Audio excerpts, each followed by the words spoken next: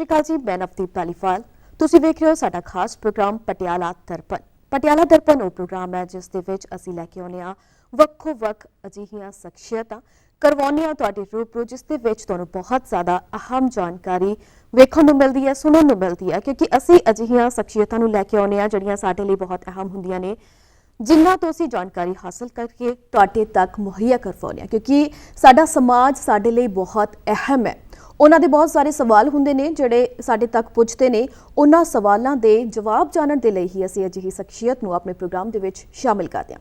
ਸੋ ਅੱਜ ਸਾਡੇ ਨਾਲ ਸਟੂਡੀਓ ਦੇ ਵਿੱਚ ਮੌਜੂਦ ਨੇ ਮੇਜਰ RPS ਮਲਹੋਤਰਾ। ਅਸੀਂ ਉਹਨਾਂ ਦਾ ਸਵਾਗਤ ਕਰਾਂਗੇ। ਬੰਦੇ ਸਾਰੇ ਦਰਸ਼ਕਾਂ ਨੂੰ ਸਤਿ ਸ਼੍ਰੀ ਅਕਾਲ, ਨਮਸਤੇ, ਸਲਾਮ ਜੀ। ਸੋ ਅੱਜ ਆਪਾਂ ਮੇਜਰ ਸਾਹਿਬ ਦੇ ਨਾਲ ਆਰਮੀ ਦੇ ਨਾਲ ਰਿਲੇਟਡ ਬਹੁਤ ਸਾਰੀਆਂ ਗੱਲਾਂ ਕਰਾਂਗੇ, ਕਿਉਂਕਿ ਸਾਡੇ ਨੌਜਵਾਨ ਨੇ, ਸਾਡੇ ਬੱਚੇ ਨੇ ਜਾਂ ਸਾਡੇ ਪਰਿਵਾਰ ਨੇ ਜਿਹੜੇ ਜਾਣਨਾ ਚਾਹੁੰਦੇ ਨੇ ਕਿ ਅਸੀਂ ਆਪਣੇ ਬੱਚਿਆਂ ਨੂੰ ਆਰਮੀ ਦੇ ਵਿੱਚ ਭੇਜਣਾ, ਪਰ ਉਹਦੇ ਲਈ ਪ੍ਰੋਸੀਜਰ ਕੀ ਹੈ, ਕਿਹੜੀ ਪੜ੍ਹਾਈ ਉਹਨਾਂ ਨੂੰ ਕਰਨੀ ਚਾਹੀਦੀ ਹੈ, ਕੀ ਏਜ ਹੋਣੀ ਚਾਹੀਦੀ ਆ, ਕਿਹੜੇ ਰੈਂਕ ਲਈ ਕਿਹੜੇ ਹਿਸਾਬ ਦੇ ਨਾਲ ਉਹ ਆਰਮੀ ਦੇ ਵਿੱਚ ਜਾ ਸਕਦੇ ਨੇ। ਸੋ ਇਹਨਾਂ ਸਾਰੇ ਸਵਾਲਾਂ ਦੇ ਜਵਾਬ ਦੇ ਲਈ ਅੱਜ ਮੇਜਰ ਸਾਹਿਬ ਸਾਡੇ ਕੋਲੇ ਮੌਜੂਦ ਨੇ।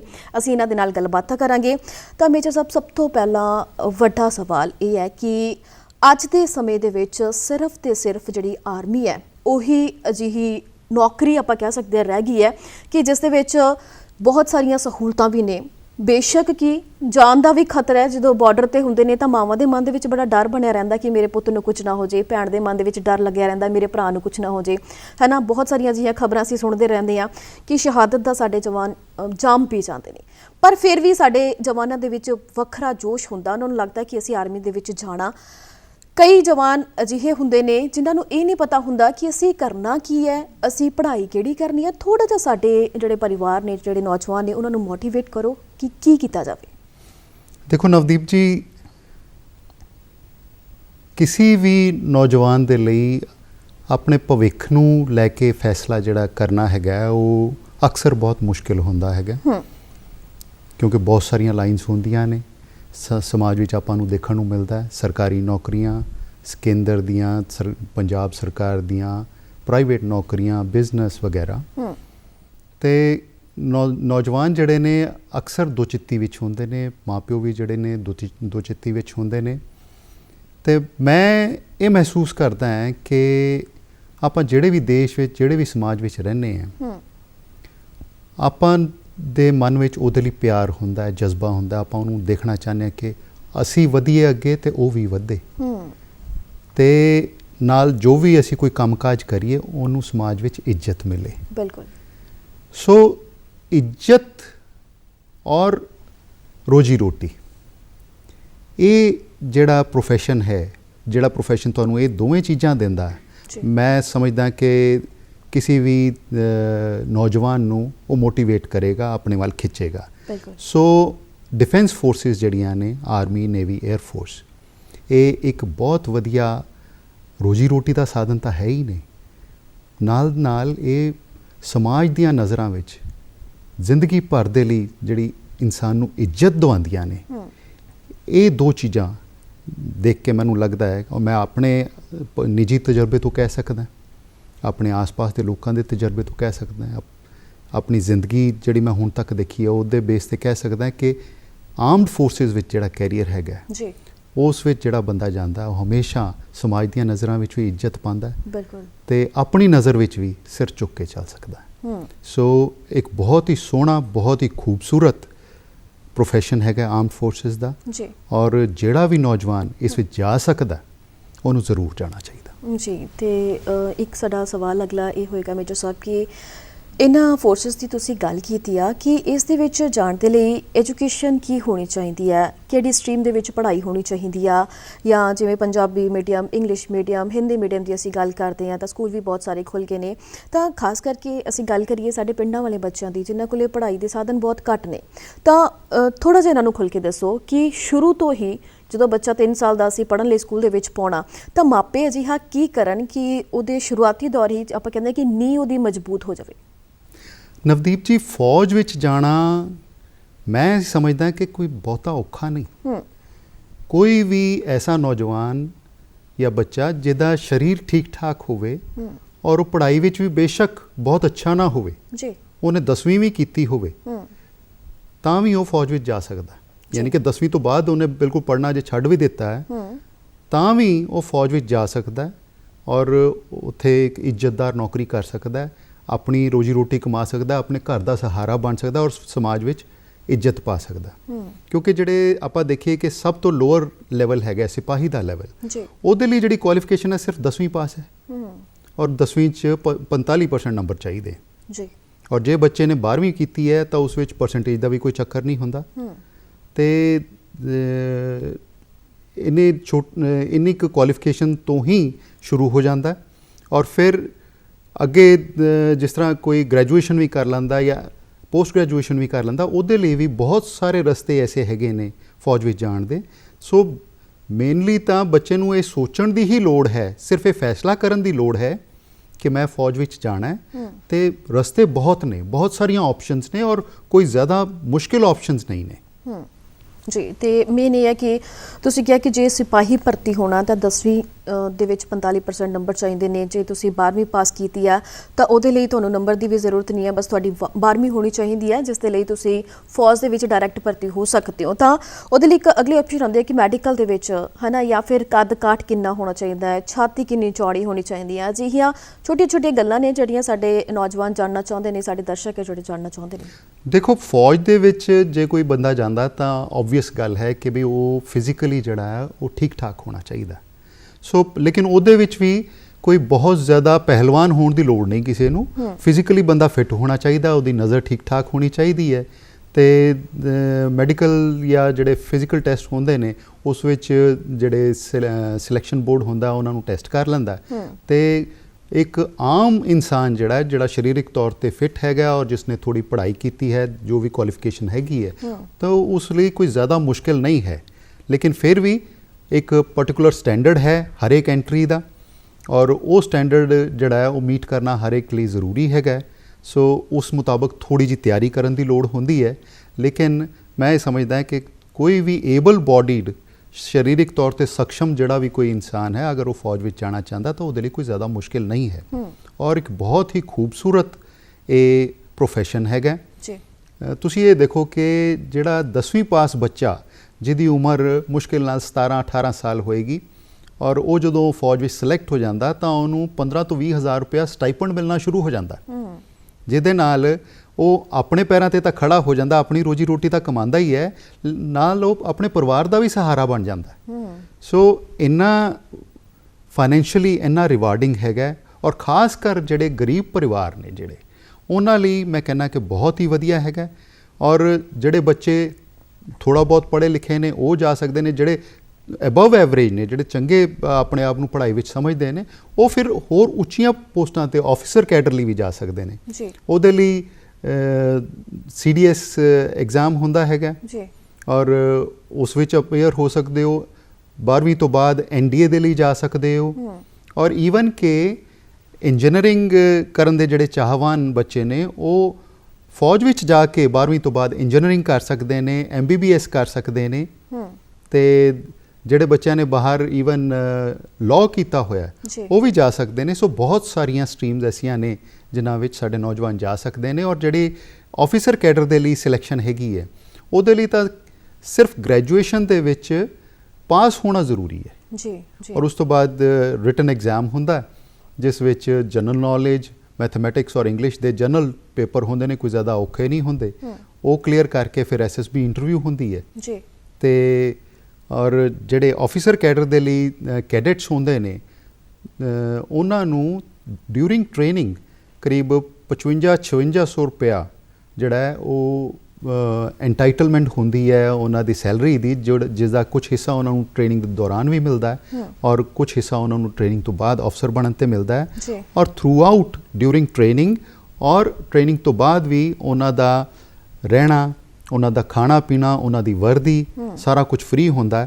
ਸੋ ਉਹਨਾਂ 'ਤੇ ਕੋਈ ਜ਼ਿਆਦਾ ਬੋਝ ਖਰਚਾ ਨਹੀਂ ਪੈਂਦਾ ਔਰ ਬਹੁਤ ਵੱਡਾ ਪੋਰਸ਼ਨ ਜਿਹੜਾ ਉਹਨਾਂ ਦੀ ਸੈਲਰੀ ਦਾ ਉਹ ਸੇਵ ਕਰਦੇ ਨੇ। ਔਰ ਇਸ ਤਰੀਕੇ ਨਾਲ ਇੱਕ ਆਮ ਪਰਿਵਾਰ ਜਿਹੜਾ ਹੈ ਉਹ ਆਪਣੇ ਪੈਰਾਂ ਤੇ ਖੜਾ ਹੋ ਸਕਦਾ ਆਪਣੇ ਇੱਕ ਬੱਚੇ ਦੇ ਸਿਰ ਤੇ ਜੀ ਜੀ ਬਿਲਕੁਲ। ਸੋ ਇਸ ਤਰੀਕੇ ਨਾਲ ਮੈਂ ਸਮਝਦਾ ਕਿ ਇੱਕ ਬਹੁਤ ਹੀ ਵਧੀਆ ਆਪਸ਼ਨ ਹੈਗੀ ਹੈ ਕਿਸੇ ਵੀ ਸਧਾਰਨ ਪਰਿਵਾਰ ਦੇ ਲਈ। ਜੀ ਬਿਲਕੁਲ। ਤੇ ਸਾਡੇ ਦਰਸ਼ਕ ਇਹ ਵੀ ਜਾਣਨਾ ਚਾਹੁੰਦੇ ਨੇ ਕਿ 10ਵੀਂ ਤੇ 12ਵੀਂ ਪਾਸ ਵਿਦਿਆਰਥੀਆਂ ਲਈ ਤਾਂ ਅਸੀਂ ਦੇਖ ਲਿਆ ਕਿ ਬੱਚੇ ਬਹੁਤ ਜ਼ਿਆਦਾ ਮਿਹਨਤ ਕਰਦੇ ਨੇ। ਸਵੇਰ ਦੇ ਸਮੇਂ ਅਸੀਂ ਦੇਖਦੇ ਹਾਂ ਕਿ 4-4 ਵਜੇ ਮੁੰਡੇ ਉੱਠ ਕੇ ਭੱਜਦੇ ਨੇ, ਦੌੜਦੇ ਨੇ, ਹਾਈ ਜੰਪ ਲਗਾਉਂਦੇ ਨੇ, ਕੋਸ਼ਿਸ਼ ਕਰਦੇ ਨੇ ਕਿ ਅਸੀਂ ਆਰਮੀ ਦੇ ਵਿੱਚ ਸਿਲੈਕਟ ਹੋਣਾ। ਚੰਗੇ ਕੱਦ-ਕਾਠ ਹੁੰਦੇ ਨੇ, ਬਹੁਤ ਚੰਗਾ ਲੱਗਦਾ ਉਹਨਾਂ ਨੂੰ ਦੇਖ ਕੇ ਕਿ ਇਹਨਾਂ ਦੇ ਵਿੱਚ ਇੱਕ ਜੋਸ਼ ਹੈ, ਇੱਕ ਜਜ਼ਬਾ ਹੈ ਕਿ ਭਰਤੀ ਹੋਣ ਦਾ। ਤੇ ਨਾਲ ਅਸੀਂ ਵੀ ਜਾਣਨਾ ਚਾਹਾਂਗੇ ਕਿ ਕਈ ਤਰ੍ਹਾਂ ਦੀਆਂ ਭਰਤੀਆਂ ਹੁੰਦੀਆਂ ਨੇ, ਜਿਵੇਂ GD ਦੀ ਭਰਤੀ ਹੋ ਗਈ, ਕਲਰਕ ਦੀ ਭਰਤੀ ਹੋ ਗਈ, ਆਫੀਸਰਸ ਦੀ ਭਰਤੀ ਹੋ ਗਈ। ਤਾਂ ਇਹਨਾਂ ਦੇ ਲਈ ਐਜੂਕੇਸ਼ਨ ਮੇਨ ਕੀ ਆ? ਤਾਂ ਕਿਹੜੀਆਂ ਉਹ ਵੈਬਸਾਈਟਸ ਨੇ ਜਿੱਥੋਂ ਸਾਡੇ ਦਰਸ਼ਕ ਸਭ ਕੁਝ ਦੇਖ ਸਕਦੇ ਨੇ, ਸਭ ਕੁਝ ਈਜ਼ੀਲੀ ਸਰਚ ਕਰ ਸਕਦੇ ਨੇ? ਨਵਦੀਪ ਜੀ, ਸਾਰੀ ਇਹ ਇਨਫੋਰਮੇਸ਼ਨ ਜਿਹੜੀ ਹੈ ਉਹ ਨੈੱਟ ਤੇ ਇੰਡੀਅਨ ਗਵਰਨਮੈਂਟ ਦੀ ਵੈਬਸਾਈਟ ਤੇ ਅਵੇਲੇਬਲ ਹੈਗੀ ਹੈ ਜੀ।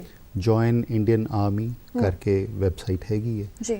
ਤੇ ਹੋਰ ਵੀ ਕਈ ਜਿਹੜੀਆਂ ਵੈਬਸਾਈਟਸ ਨੇ ਉਹਨਾਂ ਤੇ ਇਨਫੋਰਮੇਸ਼ਨ ਅਵੇਲੇਬਲ ਹੈਗੀ ਹੈ। ਸੋ ਉੱਥੋਂ ਇਨਫੋਰਮੇਸ਼ਨ ਮਿਲ ਸਕਦੀ ਹੈ। ਔਰ ਮੇਨਲੀ ਮੈਂ ਤੁਹਾਨੂੰ ਦੱਸਣਾ ਚਾਹਾਂਗਾ ਕਿ ਜਿਹੜੀ ਆਪਾਂ ਪਹਿਲਾਂ ਗੱਲ ਕੀਤੀ ਕਿ ਜਨਰਲ ਡਿਊਟੀ ਸੋਲਜਰ ਦੇ ਲਈ ਸਿਰਫ 10ਵੀਂ ਪਾਸ ਦੀ ਲੋੜ ਹੈ।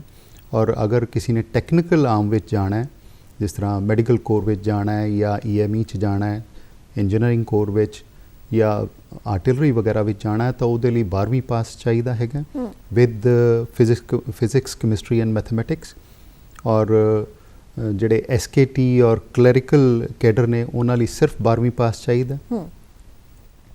ਔਰ ਫਿਰ ਇਸ ਤੋਂ ਬਾਅਦ ਕਈ ਕੈਡਰਸ ਐਸੇ ਨੇ ਜਿਨ੍ਹਾਂ ਦੇ ਵਿੱਚ ਗ੍ਰੈਜੂਏਸ਼ਨ ਚਾਹੀਦੀ ਹੈ, ਜਿਹੜੇ NCO ਲੈਵਲ ਦੇ ਹਵਲਦਾਰ ਔਰ ਨਾਇਬ ਸੂਬੇਦਾਰ ਲੈਵਲ ਦੇ ਨੇ ਜੀ। ਔਰ ਜਿਹੜੇ ਆਫੀਸਰ ਕੈਡਰ ਨੇ ਉਸ ਵਿੱਚ NDA, IMA ਐਂਡ OTA ਇਹ 3 ਐਂਟਰੀਜ਼ ਹੁੰਦੀਆਂ ਨੇ।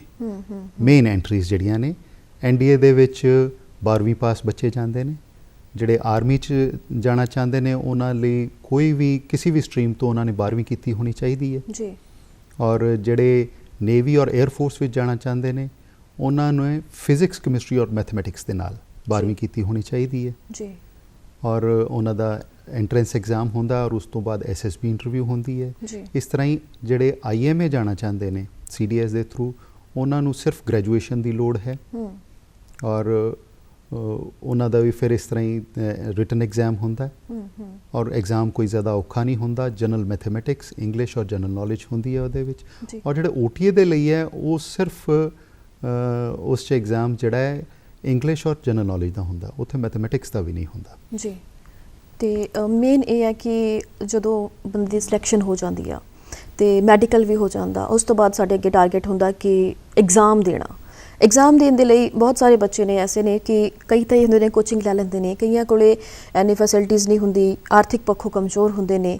ਤਾਂ ਉਹ ਬੱਚੇ ਕੀ ਕਰਨ, ਕਿੱਥੋਂ ਉਹ ਜਿਹੜੇ ਪੇਪਰ ਦੀ ਤਿਆਰੀ ਕਰਨ? ਨਵਦੀਪ ਜੀ, ਜਿਹੜੇ ਫੌਜ ਵਿੱਚ ਐਂਟਰੈਂਸ ਦੇ ਐਗਜ਼ਾਮਸ ਨੇ ਕੋਈ ਜ਼ਿਆਦਾ ਔਖੇ ਨਹੀਂ ਹੁੰਦੇ। ਜਿਹੜੇ ਬੱਚੇ ਨੇ 10ਵੀਂ ਕੀਤੀ ਹੈ ਜਾਂ 12ਵੀਂ ਕੀਤੀ ਹੈ ਉਹਨੂੰ ਬੇਸਿਕ ਨੌਲੇਜ ਹੁੰਦੀ ਹੈ ਮੈਥਮੈਟਿਕਸ ਦੀ, ਉਹਨੂੰ ਇੰਗਲਿਸ਼ ਦੀ ਵੀ ਬੇਸਿਕ ਨੌਲੇਜ ਹੁੰਦੀ ਹੈ। ਸੋ ਪਹਿਲਾਂ ਤਾਂ ਮੈਂ ਇਹ ਗੱਲ ਕਲੀਅਰ ਕਰਨਾ ਚਾਹਾਂਗਾ ਕਿ ਇਹ ਐਗਜ਼ਾਮਸ ਮੁਸ਼ਕਿਲ ਨਹੀਂ ਹੁੰਦੇ ਜੀ। ਔਰ ਇਹਨਾਂ ਦੇ ਲਈ ਥੋੜ੍ਹੀ ਜਿਹੀ ਆਪਣੀ ਨੌਲੇਜ ਬਰਸ਼ ਅਪ ਕਰਨ ਦੀ ਲੋੜ ਹੈ। ਤੁਹਾਡੀਆਂ ਜੇ ਕੋਈ ਪੁਰਾਣੀਆਂ 10ਵੀਂ 12ਵੀਂ ਦੀਆਂ ਕਿਤਾਬਾਂ ਪਈਆਂ ਨੇ ਤੁਸੀਂ ਉਹਨਾਂ ਤੋਂ ਵੀ ਕਰ ਸਕਦੇ ਹੋ। ਨਹੀਂ ਤਾਂ ਮਾਰਕੀਟ ਵਿੱਚ ਕਿਤਾਬਾਂ ਮਿਲਦੀਆਂ ਨੇ, ਸਿੰਪਲ ਬੁੱਕਸ ਹੁੰਦੀਆਂ ਨੇ, ਕੋਈ ਜ਼ਿਆਦਾ ਮੁਸ਼ਕਿਲ ਨਹੀਂ ਹੁੰਦੀਆਂ। ਉਹਨਾਂ 'ਚ ਸੋਲਵਡ ਐਗਜ਼ਾਮਸ ਦੇ ਪੇਪਰ ਹੁੰਦੇ ਨੇ, ਸਾਰਾ ਸਿਲੇਬਸ ਹੁੰਦਾ, ਤੁਸੀਂ ਉੱਥੋਂ ਪੜ੍ਹ ਸਕਦੇ ਹੋ।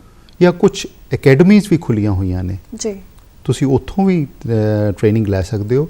ਪਰ ਓਵਰਆਲ ਮੈਂ ਇਹ ਸਮਝਦਾ ਕਿ ਤਿਆਰੀ ਕਰਨੀ ਕੋਈ ਜ਼ਿਆਦਾ ਔਖੀ ਨਹੀਂ। ਜੀ ਮੇਜਰ ਸਾਹਿਬ, ਸਾਡੇ ਦਰਸ਼ਕ ਇਹ ਵੀ ਜਾਣਨਾ ਚਾਹੁੰਦੇ ਨੇ ਕਿ ਮੋਸਟਲੀ ਅਸੀਂ ਸੁਣਦੇ ਹਾਂ ਸਮਾਜ ਦੇ ਵਿੱਚ ਕਿ 15 ਸਾਲ ਦੇ ਜੌਬ ਕਰਕੇ ਸਾਰੇ ਜਣੇ ਰਿਟਾਇਰਡ ਹੋ ਕੇ ਘਰ ਆ ਜਾਂਦੇ ਨੇ। ਕੀ 15 ਸਾਲ ਤੋਂ ਅੱਗੇ ਮਤਲਬ ਕਿ ਕੰਮਕਾਰ ਨਹੀਂ ਹੋ ਸਕਦਾ, ਜਾਂ ਫਿਰ 15 ਸਾਲ ਤੋਂ ਘੱਟ ਦਾ ਕੋਈ ਅਜਿਹਾ ਕਾਰਜਕਾਲ ਨਹੀਂ ਹੁੰਦਾ, ਜਾਂ ਸੇਵਾਵਾਂ ਕਿਸ ਤਰੀਕੇ ਦੀਆਂ ਹੁੰਦੀਆਂ ਨੇ? ਦੇਖੋ, ਮਿਨੀਮਮ ਜਿਹੜੀ ਸਰਵਿਸ ਹੈਗੀ ਹੈ JCO ਔਰ OR ਕੇਡਰ ਦੇ ਵਿੱਚ ਉਹ 15 ਸਾਲ ਹੈ। ਜੇ ਕਿਸੇ ਨੇ ਜਲਦੀ ਪੈਨਸ਼ਨ ਲੈ ਕੇ ਘਰ ਵਾਪਸ ਆਉਣਾ ਹੈਗਾ ਤਾਂ ਉਹ ਮਿਨੀਮਮ ਸਰਵਿਸ ਜਿਹੜੀ ਹੈ ਉਹ 15 ਸਾਲ ਹੁੰਦੀ ਹੈ। ਉਸ ਤੋਂ ਬਾਅਦ ਐਜ਼ ਪਰ ਕੈਡਰ ਹਰੇਕ ਰੈਂਕ ਦਾ ਜਿਹੜਾ ਹੈ ਉਹ ਇੱਕ ਮੈਕਸਿਮਮ ਏਜ ਲਿਮਿਟ ਫਿਕਸਡ ਹੈਗੀ ਹੈ, ਉਸ ਮੁਤਾਬਕ ਉਹ ਸਰਵਿਸ ਕਰ ਸਕਦੇ ਨੇ। ਲੇਕਿਨ ਇੱਕ ਮਿਨੀਮਮ ਸਰਵਿਸ ਜਿਹੜੀ ਹੈ ਉਹ JCO ਤੇ OR ਕੈਡਰ ਦੀ ਜਿਹੜੀ ਹੈ, ਅਦਰ ਰੈਂਕ ਕੈਡਰ ਦੀ ਜਿਹੜੀ ਹੈ ਉਹ 15 ਸਾਲ ਹੈ। ਔਰ ਆਫਸਰ ਕੈਡਰ ਵਿੱਚ ਐਜ਼ ਪਰ ਸਟਰੀਮ ਤੁਸੀਂ ਕਿਹੜੀ ਸਟਰੀਮ 'ਚ ਗਏ ਹੋ। ਅਗਰ ਤੁਸੀਂ ਸ਼ਾਰਟ ਸਰਵਿਸ ਸਟਰੀਮ 'ਚ ਗਏ ਹੋ ਤਾਂ ਅੱਜ ਕੱਲ੍ਹ ਜਿਹੜਾ ਉਹ 10 ਸਾਲ ਸਰਵਿਸ ਜ਼ਰੂਰੀ ਹੈ। ਪਹਿਲਾਂ 5 ਸਾਲ ਸੀ ਜੀ, ਜਿਹੜੀ ਕਿ ਐਕਸਟੈਂਡੇਬਲ ਟੂ 10 ਇਅਰਸ, ਫਿਰ ਐਕਸਟੈਂਡੇਬਲ ਟੂ 14 ਇਅਰਸ ਸੀਗੀ। ਹੁਣ ਘੱਟੋ ਘੱਟ 10 ਸਾਲ ਹੈਗੀ ਹੈ, ਵਿਚ ਇਜ਼ ਐਕਸਟੈਂਡੇਬਲ ਟੂ 14 ਇਅਰਸ। ਅਗਰ ਕਿਸੇ ਨੇ ਪੂਰੀ ਨਹੀਂ ਕਰਨੀ, ਪਰ 10 ਸਾਲ ਤੋਂ ਬਾਅਦ ਵੀ ਆਰਮੀ ਤੁਹਾਡੇ ਤੋਂ ਜਿਹੜੀ ਹੈ ਆਪਸ਼ਨ ਲੈਂਦੀ ਹੈ ਕਿ ਤੁਸੀਂ ਅਗਰ ਪਰਮਾਨੈਂਟ ਕਰਨਾ ਚਾਹੋ ਤਾਂ ਤੁਹਾਡੇ ਪਿਛਲੇ ਪ੍ਰੋਫਾਈਲ ਦੇ ਬੇਸ ਤੇ ਔਰ ਤੁਹਾਡੀ ਆਪਸ਼ਨ ਦੇ ਬੇਸ ਤੇ ਤੁਹਾਨੂੰ ਉਹ ਮੌਕਾ ਵੀ ਦਿੱਤਾ ਜਾਂਦਾ ਔਰ ਤੁਸੀਂ ਪਰਮਾਨੈਂਟ ਕਮਿਸ਼ਨ ਵੀ ਕਰ ਸਕਦੇ ਹੋ। ਔਰ ਪਰਮਾਨੈਂਟ ਕਮਿਸ਼ਨ ਵਾਲੇ ਜਿਹੜੇ ਹੈ ਉਹਨਾਂ ਨੇ ਮਿਨੀਮਮ 20 ਇਅਰਸ ਸਰਵਿਸ ਕਰਨੀ ਹੁੰਦੀ ਹੈ ਜੀ, ਤੇ ਉਸ ਤੋਂ ਵੱਧ ਕੋਈ ਕਰਨਾ ਚਾਹੇ ਤਾਂ ਉਹ ਕਰ ਸਕਦਾ ਹੈ, ਲੇਕਿਨ ਉਸ ਵਿੱਚ ਵੀ ਉਸ ਤਰ੍ਹਾਂ ਹੀ ਹਰੇਕ ਰੈਂਕ ਦੇ ਮੁਤਾਬਿਕ ਇੱਕ ਏਜ ਲਿਮਿਟ ਫਿਕਸਡ ਹੈਗੀ ਹੈ ਤੇ ਉਨੀ ਹੀ ਕਰਨੀ ਪੈਂਦੀ ਹੈ। ਜੀ ਬਿਲਕੁਲ। ਤੇ ਹੁਣ ਅਸੀਂ ਆਵਾਂਗੇ ਕਿ ਸੈਨਿਕ ਸਕੂਲ, ਹਰ ਕੋਈ ਆਪਣੇ ਬੱਚਿਆਂ ਨੂੰ ਸੈਨਿਕ ਸਕੂਲ ਦੇ ਵਿੱਚ ਪੜ੍ਹਾਈ ਕਰਵਾਉਣਾ ਚਾਹੁੰਦਾ ਹੈ, ਪਰ ਆਮ ਲੋਕਾਂ ਨੂੰ ਨਹੀਂ ਜਾਣਕਾਰੀ ਹੁੰਦੀ। ਉਹਨਾਂ ਨੂੰ ਇਹ ਲੱਗਦਾ ਹੈ ਕਿ ਸ਼ਾਇਦ ਜਿਹੜੇ ਆਰਮੀ ਦੇ ਵਿੱਚ ਕੰਮ ਕਰ ਰਹੇ ਨੇ ਜਾਂ ਫਿਰ ਜਿਹੜੇ ਰਿਟਾਇਰਡ ਨੇ, ਸਿਰਫ ਉਹਨਾਂ ਦੇ ਬੱਚੇ ਹੀ ਸੈਨਿਕ ਸਕੂਲ ਦੇ ਵਿੱਚ ਪੜ੍ਹਾਈ ਕਰ ਸਕਦੇ ਨੇ। ਕੀ ਸਾਡੇ ਆਮ ਬੱਚੇ, ਆਮ ਘਰਾਂ ਦੇ ਬੱਚੇ ਵੀ ਉੱਥੇ ਐਡਮਿਸ਼ਨ ਲੈ ਸਕਦੇ ਨੇ ਜਾਂ ਫਿਰ ਉਹਦੇ ਲਈ ਪ੍ਰੋਸੀਜਰ ਵਗੈਰਾ ਕੀ ਹੋਏਗਾ? ਦੇਖੋ ਜੀ, ਸੈਨਿਕ ਸਕੂਲ ਜਿਹੜੇ ਨੇ ਉਹ ਦੇਸ਼ ਦੇ ਸਾਰੇ ਨਾਗਰਿਕਾਂ ਲਈ ਨੇ ਜੀ, ਸਿਰਫ ਆਰਮਡ ਫੋਰਸਿਸ ਦੇ ਪਰਸਨਲ ਨਹੀਂ ਹੀ ਨਹੀਂ ਨੇ, ਦੇਸ਼ ਦੇ ਸਾਰੇ ਨਾਗਰਿਕਾਂ ਲਈ ਨੇ। ਕੋਈ ਵੀ ਬੱਚਾ ਜਿਹੜਾ ਉਹ 6th ਕਲਾਸ ਔਨਵਰਡਸ ਉੱਥੇ ਐਡਮਿਸ਼ਨ ਲੈ ਸਕਦਾ ਹੈ। ਹਰ ਸਾਲ ਓਪਨ ਐਡਵਰਟਾਈਜ਼ਮੈਂਟ ਅਖਬਾਰਾਂ ਵਿੱਚ ਆਉਂਦੀ ਹੈ। ਬੱਚਿਆਂ ਦੇ ਪੇਰੈਂਟਸ ਬੱਚਿਆਂ ਦਾ ਫਾਰਮ ਭਰ ਕੇ ਅਪਲਾਈ ਕਰ ਸਕਦੇ ਨੇ ਔਰ ਉਹਦੀ ਮੈਰਿਟ ਲਿਸਟ ਬਣਦੀ ਹੈ ਔਰ ਉਸ ਮੁਤਾਬਕ ਬੱਚਿਆਂ ਨੂੰ ਐਡਮਿਸ਼ਨ ਦਿੱਤੀ ਜਾਂਦੀ ਹੈ। ਸੋ ਐਸਾ ਨਹੀਂ ਹੈ ਕਿ ਸਿਰਫ ਡਿਫੈਂਸ ਬੈਕਗਰਾਊਂਡ ਦੇ ਲੋਕਾਂ ਨੂੰ ਹੀ ਐਡਮਿਸ਼ਨ ਉੱਥੇ, ਬੱਚਿਆਂ ਨੂੰ ਐਡਮਿਸ਼ਨ ਉੱਥੇ ਮਿਲਦੀ ਹੈ, ਹਰ ਕੋਈ ਲੈ ਸਕਦਾ ਜੀ ਬਿਲਕੁਲ। ਤੇ ਇਸ ਦੇ ਨਾਲ ਹੀ ਅਗਲੀ ਗੱਲ ਕਰਾਂਗੇ ਕਿ ਸੈਨਿਕ ਸਕੂਲ ਦੇ ਨਾਲ ਨਾਲ ਹਰੇਕ ਜ਼ਿਲ੍ਹੇ ਦੇ ਵਿੱਚ ਸੈਨਿਕ ਭਲਾਈ ਦਫ਼ਤਰ ਵੀ ਨੇ।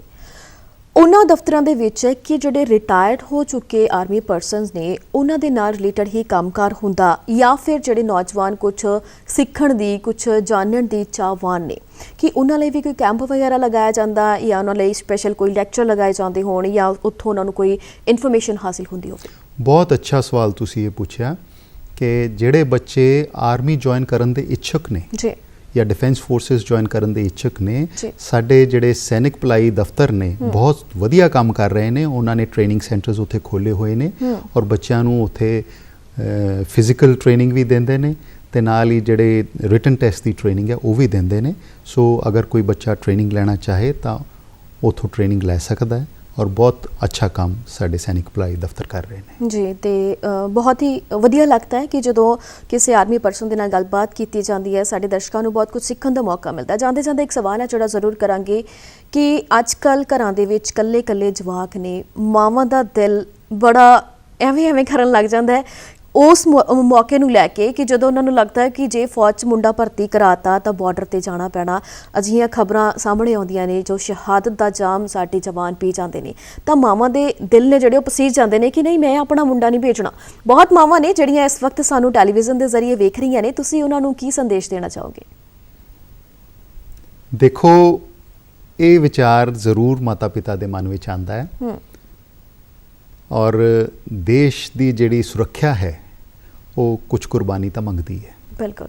ਲੇਕਿਨ ਮੈਂ ਇੱਥੇ ਇੱਕ ਗੱਲ ਇਹ ਵੀ ਕਹਿਣਾ ਚਾਹਾਂਗਾ ਕਿ ਭਾਰਤ ਦੀ ਜਿਹੜੀ ਫੌਜ ਹੈਗੀ ਹੈ ਟੋਟਲ ਕਰੀਬ 13.5 ਲੱਖ ਫੌਜ ਹੈਗੀ ਹੈ ਔਰ ਐਸਾ ਨਹੀਂ ਹੈ ਕਿ ਡਿਊਟੀ ਦੇ ਦੌਰਾਨ ਸ਼ਹਾਦਤਾਂ ਨਹੀਂ ਹੁੰਦੀਆਂ, ਪਰ ਉਹ ਸ਼ਹਾਦਤਾਂ ਦਾ ਜੇ ਆਪਾਂ ਨੰਬਰ ਦੇਖੀਏ ਤਾਂ ਬਹੁਤ ਥੋੜਾ ਹੈ, ਬਹੁਤ ਹੀ ਛੋਟੀ ਪਰਸੈਂਟੇਜ ਹੈ ਤੇ ਉਹ ਰੱਬ ਨੇ ਜਿਸ ਦੇ ਨਾਂ ਲਿਖਿਆ ਹੈ ਉਹਨੂੰ ਕੁਰਬਾਨੀ ਦੇਣੀ ਪੈਣੀ ਹੈ। ਪਰ ਦੇਸ਼ ਨੂੰ ਜ਼ਰੂਰਤ ਹੈ ਨੌਜਵਾਨਾਂ ਦੀ ਜਿਹੜੇ ਅੱਗੇ ਆਉਣ ਤੇ ਦੇਸ਼ ਦੀ ਰੱਖਿਆ ਦੇ ਲਈ ਆਪਣਾ ਸਮਾਂ ਦੇਣ ਤੇ ਆਪਣਾ ਦੇਸ਼ ਦੀ ਸੇਵਾ ਵਿੱਚ ਆਪਣੇ ਆਪ ਨੂੰ ਪੇਸ਼ ਕਰਨ।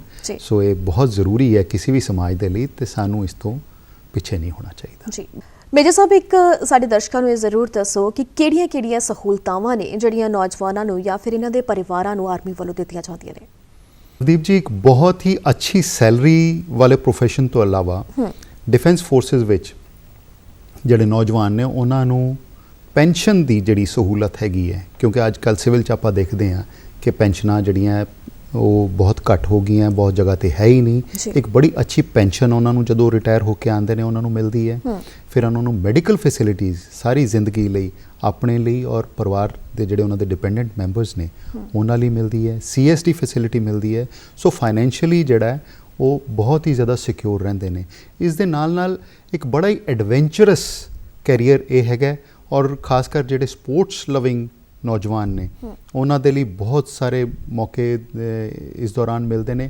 ਔਰ ਜਿਹੜੇ ਬੱਚੇ ਅੱਗੇ ਵਧਣਾ ਚਾਹੁੰਦੇ ਨੇ, ਹੋਰ ਪੜ੍ਹਨਾ ਚਾਹੁੰਦੇ ਨੇ, ਉਹਨਾਂ ਨੂੰ ਪੜ੍ਹਨ ਲਿਖਣ ਦੇ ਬਹੁਤ ਸਾਰੇ ਮੌਕੇ ਮਿਲਦੇ ਨੇ ਔਰ ਉਹ ਆਪਣੇ ਜੀਵਨ ਵਿੱਚ ਅੱਗੇ ਵਧ ਸਕਦੇ ਨੇ। ਜੀ ਬਿਲਕੁਲ, ਬਹੁਤ ਸਾਰੀਆਂ ਸਹੂਲਤਾਂ ਜਿਹੜੀਆਂ ਆਰਮੀ ਵੱਲੋਂ ਨੌਜਵਾਨਾਂ ਨੂੰ ਦਿੱਤੀਆਂ ਜਾਂਦੀਆਂ ਨੇ, ਉਹਨਾਂ ਦੇ ਪਰਿਵਾਰਾਂ ਨੂੰ ਦਿੱਤੀਆਂ ਜਾਂਦੀਆਂ ਨੇ, ਪਰ ਫਿਰ ਵੀ ਟੀਵੀ ਚੈਨਲ ਦੇ ਮਾਧਿਅਮ ਰਾਹੀਂ ਸਾਨੂੰ ਵੇਖ ਰਹੀਆਂ ਮਾਤਾਵਾਂ ਜਿਨ੍ਹਾਂ ਦੇ ਦਿਲ ਪਸੀਜੇ ਜਾਂਦੇ ਨੇ ਉਹਨਾਂ ਘਟਨਾਵਾਂ ਨੂੰ ਦੇਖ ਕੇ ਕਿ ਬਹੁਤ ਸਾਰੇ ਸਾਡੇ ਨੌਜਵਾਨ ਨੇ ਜਿਹੜੇ ਸਰਹੱਦਾਂ ਤੇ ਸ਼ਹਾਦਤ ਦਾ ਜਾਮ ਪੀ ਜਾਂਦੇ ਨੇ, ਉਹਨਾਂ ਨੂੰ ਵੇਖ ਕੇ ਉਹ ਕਹਿੰਦੀਆਂ ਨੇ ਕਿ ਨਹੀਂ, ਅਸੀਂ ਆਪਣੇ ਇਕੱਲੇ ਪੁੱਤ ਹੈ ਜਿਹੜੇ ਉਹ ਫੌਜ ਦੇ ਵਿੱਚ ਭਰਤੀ ਨਹੀਂ ਕਰਾਉਣੇ।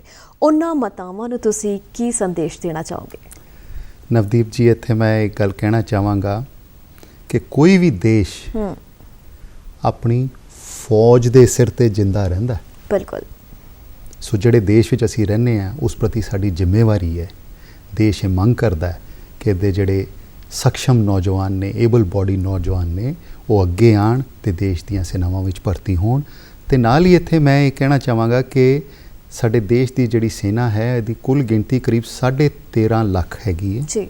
ਔਰ ਉਸ ਦੇ ਕੰਪੈਰੀਟਿਵਲੀ ਹਾਂ ਇਹ ਜ਼ਰੂਰ ਹੈ ਕਿ ਹਰ ਸਾਲ ਕੁਛ ਨਾ ਕੁਛ ਸ਼ਹਾਦਤਾਂ ਜ਼ਰੂਰ ਹੁੰਦੀਆਂ ਨੇ, ਪਰ ਉਹਨਾਂ ਦੀ ਪਰਸੈਂਟੇਜ ਜਿਹੜੀ ਹੈਗੀ ਹੈ ਉਹ ਬਹੁਤ ਹੀ ਥੋੜੀ ਹੈਗੀ ਹੈ। ਜੀ। ਤੇ ਰੱਬ ਨੇ ਜਿਵੇਂ ਲਿਖਿਆ ਉਵੇਂ ਤਾਂ ਹੋਣਾ ਹੀ ਹੈ, ਚਾਹੇ ਆਪਾਂ ਫੌਜ 'ਚ ਹੋਈਏ ਚਾਹੇ ਫੌਜ ਤੋਂ ਬਾਹਰ ਹੋਈਏ।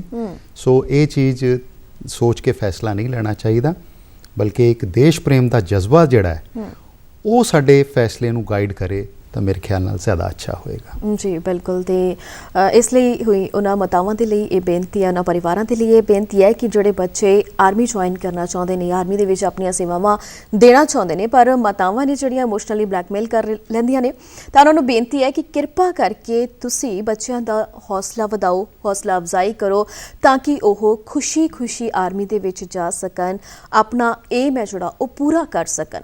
ਸੋ ਮੇਜਰ ਸਾਹਿਬ, ਤੁਸੀਂ ਬਹੁਤ ਹੀ ਵਧੀਆ ਸਲੀਕੇ ਦੇ ਨਾਲ ਸਾਰੇ ਦਰਸ਼ਕਾਂ ਨੂੰ ਜਾਣਕਾਰੀ ਦਿੱਤੀ, ਸਾਰੇ ਨੌਜਵਾਨਾਂ ਨੂੰ ਜਾਣਕਾਰੀ ਦਿੱਤੀ ਕਿ ਕਿਹੜੀ ਪੜ੍ਹਾਈ ਕਰਕੇ ਉਹ ਆਰਮੀ ਦੇ ਵਿੱਚ ਜਾ ਸਕਦੇ ਨੇ, ਕਿਹੜੇ ਕੋਰਸਿਸ ਨੇ ਜਿਹੜੇ ਕਰਕੇ ਉਹ ਆਫੀਸਰ ਰੈਂਕ ਤੇ ਵੀ ਭਰਤੀ ਹੋ ਸਕਦੇ ਨੇ, ਕਿੰਨਾ ਕਾਰਜਕਾਲ ਹੈ ਜਿਹੜਾ ਆਰਮੀ ਦੇ ਵਿੱਚ ਹੁੰਦਾ, ਕਿਹੜੀਆਂ ਸੇਵਾਵਾਂ ਉਹ ਲੈ ਸਕਦੇ ਤੇ ਆਰਮੀ ਵੱਲੋਂ ਕੀ ਚੀਜ਼ਾਂ ਨੇ, ਕਿਹੜੀਆਂ ਸਹੂਲਤਾਵਾਂ ਨੇ ਜਿਹੜੀਆਂ ਉਹਨਾਂ ਨੂੰ ਪ੍ਰੋਵਾਈਡ ਕਰਵਾਈਆਂ ਜਾਂਦੀਆਂ ਨੇ, ਤੇ ਜਿਸ ਦੇ ਲਈ ਤੁਹਾਡਾ ਬਹੁਤ ਧੰਨਵਾਦ। ਥੈਂਕ ਯੂ ਜੀ। ਔਰ ਦਰਸ਼ਕਾਂ ਦੇ ਰੂਬਰੂ ਕਰਾਉਣ ਦੇ ਲਈ ਆਪ ਜੀ ਦਾ ਬਹੁਤ ਧੰਨਵਾਦ ਜੀ। ਤੇ ਦਰਸ਼ਕੋ, ਇਸ ਸਨ ਮੇਜਰ RPS ਮਲਹੋਤਰਾ ਜਿਨ੍ਹਾਂ ਨੇ ਬਹੁਤ ਹੀ ਵਧੀਆ ਸਲੀਕੇ ਦੇ ਨਾਲ ਜਾਣਕਾਰੀ ਦਿੱਤੀ। ਆਸ ਕਰਦੇ ਹਾਂ ਤੁਹਾਨੂੰ ਇਹ ਪ੍ਰੋਗਰਾਮ ਬਹੁਤ ਹੀ ਵਧੀਆ ਲੱਗਿਆ ਹੋਵੇਗਾ, ਕਿਉਂਕਿ ਬਹੁਤ ਜਾਣਕਾਰੀ ਇਹਨਾਂ ਵੱਲੋਂ ਤੁਹਾਨੂੰ ਮੁਹੱਈਆ ਕਰਵਾਈ ਗਈ ਹੈ। ਸੋ ਅੱਜ ਦੇ ਇਸ ਪ੍ਰੋਗਰਾਮ ਦੇ ਵਿੱਚ ਇੰਨਾ ਹੀ। ਮਿਲਾਂਗੇ ਆਪਾਂ ਕਿਸੇ ਹੋਰ ਦਿਨ ਕਿਸੇ ਹੋਰ ਸ਼ਖਸੀਅਤ ਦੇ ਨਾਲ ਪ੍ਰੋਗਰਾਮ ਪਟਿਆਲਾ ਦਰਪਣ ਦੇ ਵਿੱਚ। ਤਦ ਤੱਕ ਦੇ ਲਈ ਸਾਨੂੰ ਤੋਂ ਇਜਾਜ਼ਤ। ਸਤਿ ਸ਼੍ਰੀ ਅਕਾਲ।